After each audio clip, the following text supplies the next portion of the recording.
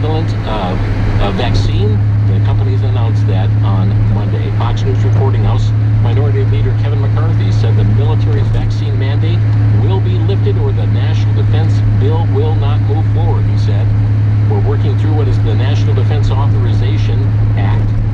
And the National Defense Bill, we will secure lifting that vaccine mandate on our military because what we're finding is they're kicking out men and women that have been serving. McCarthy raised with the issue with the president. The president told him he would consider it. White House spokesperson Olivia Dalton told Fox News Digital. National Review is reporting China has lifted its strictest zero COVID policies after protests challenging the draconian measures swept the nation. Citizens who contract the virus and exhibit mild or no symptoms will no longer be required to check into a state facility to quarantine and can do so at home now, according to a 10-point order issued by the Chinese National Health Commission on Wednesday. Testing requirements for people traveling within China have also been dropped, and officials were ordered to discontinue frequent arbitrary lockdowns. LifeSiteNews.com. Oh my, folks, New Zealand's High Court. New Zealand's High Court has taken guardianship of a 4-month-old baby. Do you know why? Because the parents remain firm in demanding that only blood not tainted by the COVID-19 vaccine be used during surgery to repair their son's heart defect. So their 19-year, their child, I'm sorry, not 19-month-old, this is a 4-month-old child, has a heart defect, and the parents do not want blood to be used in any transfusion that is tainted by the COVID shot or by COVID-19 vaccine. Justin Ian Gott decreed that the infant would remain under the court's guardianship until he had recovered from the surgery, according to a report from CNN. The baby's parents' simple request has been dismissed by Auckland Starship Hospital and its pediatric cardiac surgeon, as well as the New Zealand Blood Service, as unnecessary and impractical, despite the parents having reportedly identified 20 unvaccinated people who were willing to donate blood for the child's life-saving procedure.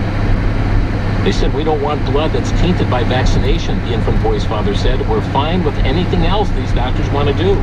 The mother explained, "We can't take a risk with a boy who already has a heart condition." Well, friends, what happened is that the court took guardianship of the 4-month-old baby to have the surgery and will return custody of the child back to the parents after recovery takes place. We've got more stories to report after the break. You're listening to Crosstalk on VCY America.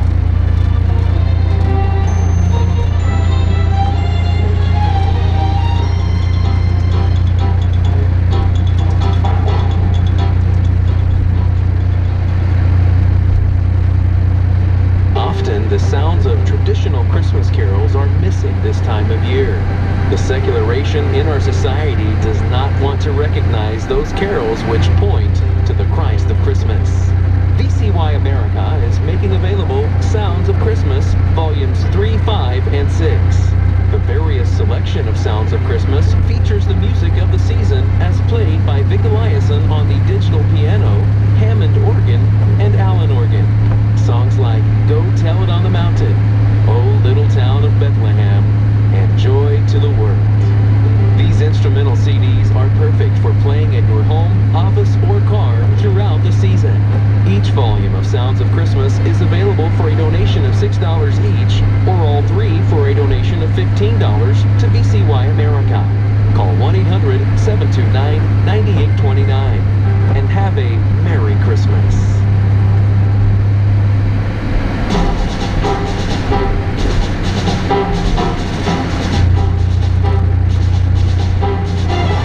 This is Crosstalk here on VCY America, and friends, we again know there are many issues going on in this world, and the only answer is Jesus Christ, and certainly the importance of us sharing the gospel in times like these. People's hearts are darkened, and certainly they are caught up in much deception in this world here today, and it's so important for us to be light and to be salt in this world. Just a reminder, the problem is there's a lot of biblical illiteracy that is taking place in so many across even Christian America, and one of the things we are seeking to do through Crosstalk and the VCY American Network is to get people to read through guidebook, that which is inspired by God, God-breathed, and to do that during the year 2023. As you recall, earlier this week, we had a program with Randy Melchert and presented the Bible Reading Challenge for 2023. And I know that there have been at least 200 to 300 Bibles that have been requested so far, the one-year Bible. If you'd like to obtain a copy of that, we're making them available. This includes postage, a donation of just $15. You'll find information at BibleReadingChallenge.org, BibleReadingChallenge.org. You may also call our switchboard at 1-800-729-9829 and obtain the one-year Bible. It's laid out by date and the scripture passage for that day. But if you go to the website and you sign up for the daily emails, you'll get some commentary as well on some of the passages, some of the verses that you'll be reading that particular day. And as Randy mentioned, also an accountability aspect that will happen at the end of the week, where there'll be a follow-up email. Are you reading? Have you stayed with it? And just that to be one of encouragement to you in that regard. And you can get the details, BibleReadingChallenge.org. The Word of God is quick, it's powerful, sharper than any two-edged sword. Do you know it? Do you read it? And that's what the Bible Reading Challenge is designed to get people all across this nation into the Word of God and really read it from cover to cover. And to understand that God's Word is complete, it is true, it is our source of authority. But if we don't read it, how will we know what that authority says? So, again, the one-year Bible we're making available. You don't need to have the hard copy print. You can just sign up for the emails. There's links to the daily Bible reading. You can do it electronically as well, the passages for that day. But if you're like me, I like having a hard copy in front of me. And you can obtain that donation of $15 by calling 800-729-9829. But you can get more information, BibleReadingChallenge.org. Just before the break, again, was just very troubled by this story with the New Zealand government seizing a baby, taking custody of a baby after the parents refused, did not want to have the blood that would be tainted by anyone who had received the shot for their child's heart surgery. The child having heart problems. They didn't want to have blood that would have any connection to the shot. Well, the court decided to take the custody of the baby, the 4-month-old, to have surgery, and then to return custody to the parents following, the recovery of the child that's supposed to take place.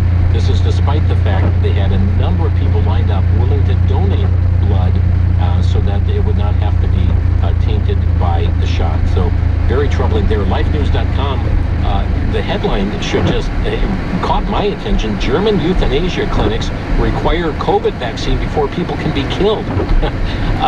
Amazing. Here's a quote from the Spectator.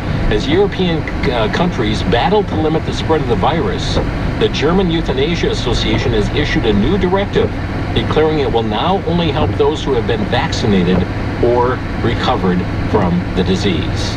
WND.com reporting the official transcript of the 7-hour deposition of Dr. Anthony Fauci in a lawsuit alleging the federal government colluded with social media companies to censor speech has been released. Missouri Attorney General Eric Schmidt, who joined in the lawsuit with Louisiana Attorney General Jeff Landry, noted via Twitter on Monday that the November 23rd transcript shows Fauci said, "I don't recall," 174 times. Schmidt spotlighted a February 4th, 2020 small email, an email that is advising former Health and Human Services Secretary Sylvia Burwell not to wear a mask when traveling. On October 8th, he told 60 Minutes there's no reason to be walking around with a mask. However, less than 1 month later, he was advocating universal mask mandates. Very interesting. There's a lot there. We can't get all into it. But the November 23rd transcript, I've seen different sites that's had it available, but saying the words "I don't recall" 174 times. American Military News reporting that the U.S. Naval Academy has denied all requests for religious exemptions to the Pentagon's COVID-19 vaccine mandate. Its superintendent confirmed. The revelation comes as a class action lawsuit unfolds against the Navy over religious exemption denials, and lawmakers threaten to hold up military funding unless the mandate is revoked. More than 2,000 Navy sailors have been discharged over vaccine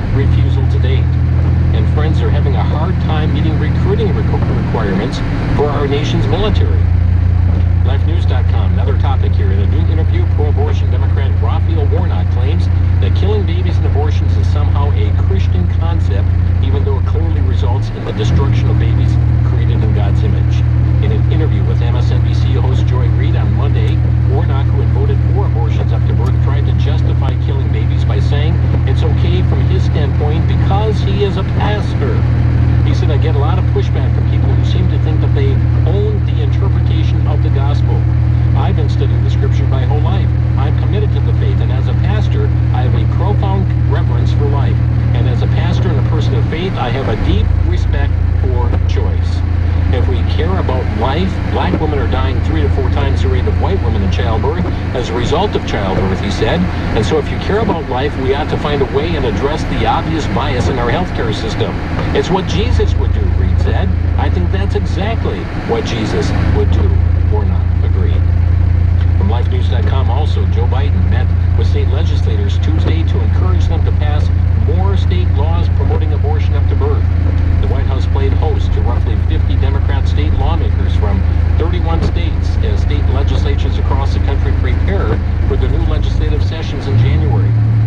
President Biden also wants pro-abortion legislators to try to pass laws watering down or repealing abortion bans in red states. And friends, sadly, they're doing so with the help of some Republicans as well, such as the case here in the state of Wisconsin, in which they are trying to expand the number of abortions that are prohibited under state law as it stands on the books. LifeNews.com, a judge has ordered Southwest Airlines to reinstate a flight attendant who was fired because she's pro-life.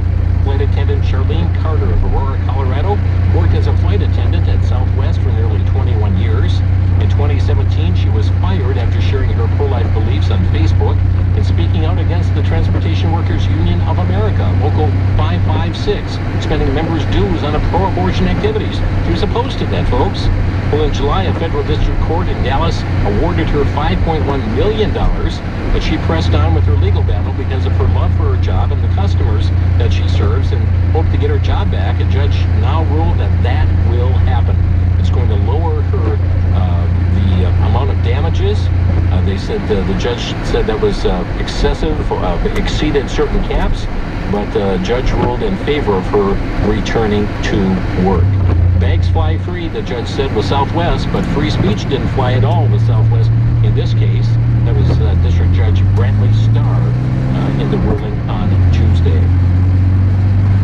CBN News reporting Students for Life Action team members arrived at a workshop held at St. John Paul II Newman Center in Bellevue, Nebraska this weekend.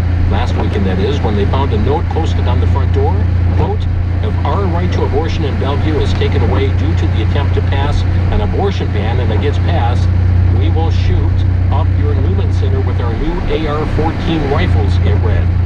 Well, the note was signed by Jane's Revenge, a radical group that has been characterized by some as a domestic terrorist organization. LifeNews.com reporting 2 U.S. Senate Democrats introduced a bill Thursday that would force Americans to fund the killing of unborn babies and abortions in states where the deadly practice is still legal. According to The Hill, U.S. Senator Tammy Baldwin of Wisconsin and Patty Murray of Washington State want taxpayers to pay $350 million annually for travel expenses, lodging, childcare, and meals for pregnant moms who want elective abortions. The money would go to pro-abortion groups that help pregnant mothers travel and organize the logistics of getting an abortion, especially for women who live in pro-life states, the report says. Baldwin portrayed the matter as healthcare, a healthcare issue, in a statement about their legislation called the Reproductive Health Travel Fund Act. Okay, here's a story out of WND.com. In a case against the street preacher charged for speech condemning homosexuality, a government prosecutor in England argued that certain Bible passages are simply no longer appropriate in modern society. John Dunn was charged with violating the Public Order Act by engaging in what was called threatening, abusive, and insulting speech when he told a lesbian couple that homosexuals will not inherit the kingdom of heaven, citing the Bible, the Daily Signal reported. A prosecutor with the Crown Prosecution Service, the Office of Government Prosecutors for England and Wales, wrote in a document sent to the defense before the trial that, quote, there are references in the Bible which are simply no longer appropriate in modern society and which would be offensive if stated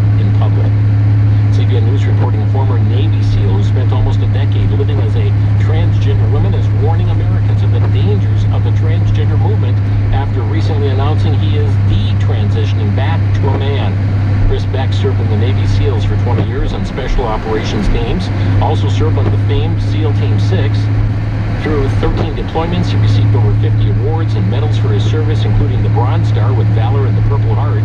But Beck became a prominent national figure after announcing on CNN's Anderson Cooper in 2013 that he had become a transgender woman named Kristen Beck. Now, 9 years later, Beck says he was used by the media and psychologists to normalize allowing transgender people in the military and to popularize the issue. He said, "Everything you see on CNN with my face, do not believe a word of it. Everything that happened to me for the past 10 years destroyed my life. I destroyed my life. I'm not a victim. I did this to myself, but I had help. I just want to speak up because there are a lot of people out there who are confused about who they are." He said, "I just want people to be the way they are born, the way that God intended." The story coming to us from LifesideNews.com. Recently circulated videos of a 2022 meeting of the Wisconsin chapter of the American Academy of Pediatrics shows an executive of the national organization stating that children who receive puberty blockers and cross-sex hormones probably will be infertile. Oh my, there are so many stories that are taking place here today. This is here's one of a school. This is for the past 10 decades, the Ministerial Alliance in Taylor, Texas, has partnered with City Hall to produce an annual Christmas parade. But that partnership was severed after pastors objected to a float filled with drag queens singing Christmas carols. The minister said the parade entrance must be consistent with traditional biblical and family values. They determined drag queens did not fit that narrative, those values. Well, that decision sparked a huge cultural war in the small Texas town. The Washington Post reports that the small Texas district has now barred students from marching in the parade, and the Chamber of Commerce is also pulling out, as is City Hall. City leaders announced that they would host a separate parade that was open to everyone, including the drag queens. Friends, you're up against a break, but I see the clock is running its course here today. I'd like to open our phone lines today if you'd like to comment on any of these or other current event stories. There's so much more I have not gotten around to, but maybe you want to speak out on those issues. Our phone number to Crosstalk, 800-733-9829. That's 800-733-9829. We'll be back in just 1 minute. This is Crosstalk coming your way on the VCY American Network.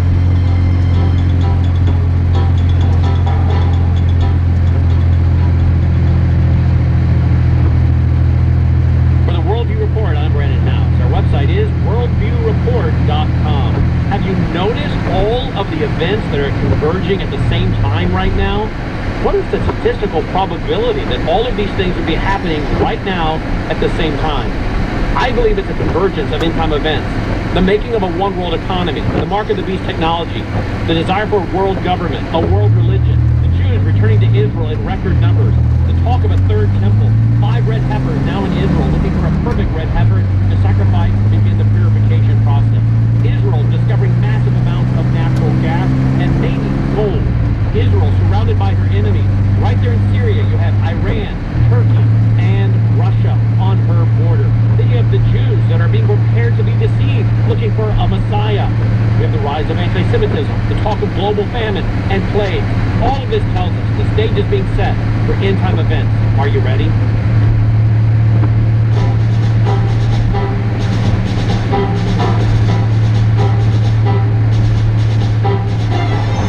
You're listening to Crosstalk on VCY America, and taking your calls today, 800-733-9829. That's 800-733-9829. Let's go to the lines here. We've got Joe in Laval, Wisconsin. Joe, you're on the air. Hi, Mr. Schneider. I think a lot of the pushback on lowering the voting age is similar to the pushback about student debt relief, and that is that generosity towards those with fewer responsibilities is perceived as unfairness. And, you know, it's funny, my mother told me that, you know, the other time I called in about student debt, that you put me in my place, and I'm not out to defend my position. I'll accept generosity towards me, even if it's perceived as unfair. But I do have a follow-up question, and that is, in chapter 20 of Matthew, it has the parable of the vineyard workers, and basically, everyone who works at different periods, lengths of time, they all ended up getting a day's wage.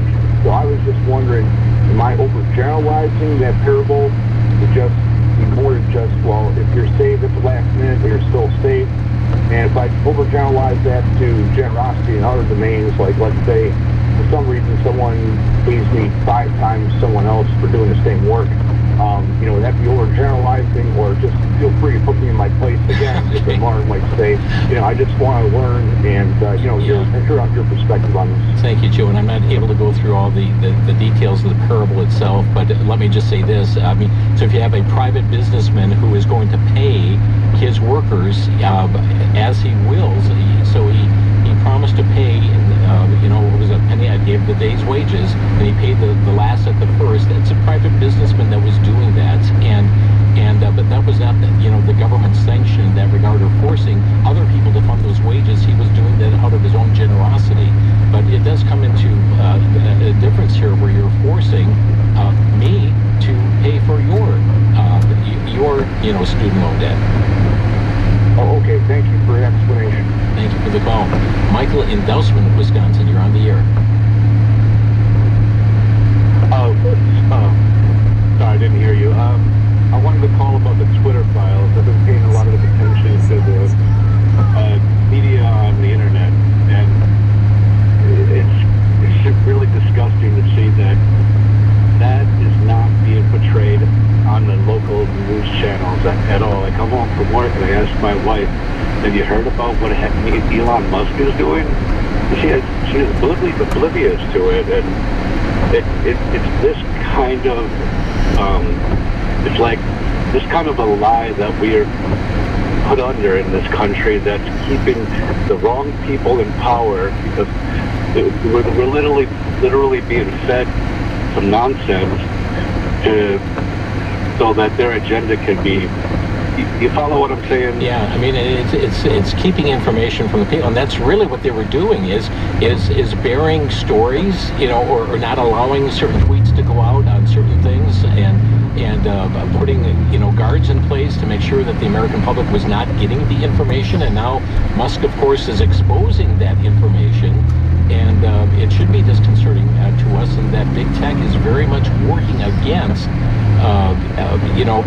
getting the truth out and letting people have their say in matters, and stopping information about investigations getting out there. And we've seen that happen with stories in other forms of big tech as well that have buried conservatives or gone after them, but certainly promote that which comes from a leftist perspective. Exactly. And you know what? With this phone call, I just want to make a really loud prayer that the truth can come through the real media. I mean, not the real media, but the ones that every American goes home to at night to watch. I pray that God allows that to happen, so that we're not stuck living in this LGBTQ weird nonsense lie anymore.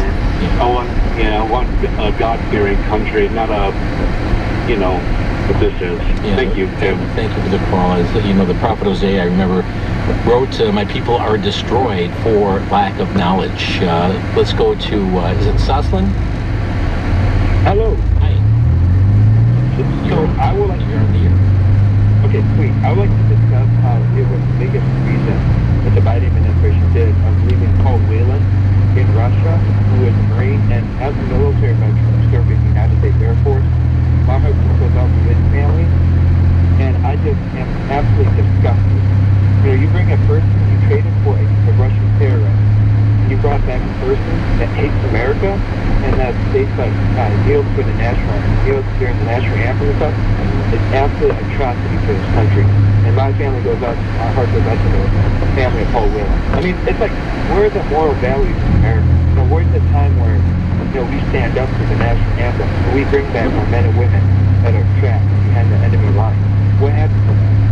There was a greater effort to bring somebody who is part of the wokeness, standing against America, promoting the LGBT ideology.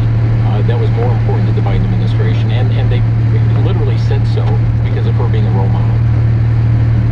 Yeah, and it just blows my mind. And another thing as we kind of end it is, as an immigrant, why are we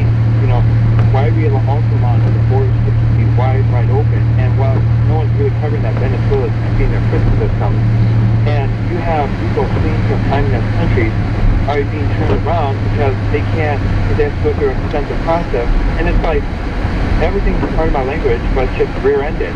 And it's like, I'm just like, it's sad to be an American, especially in this day and age, and it's sad to like have your kids grow up because it's like they're wondering what's next for the country because now we've become a banana republic, you know.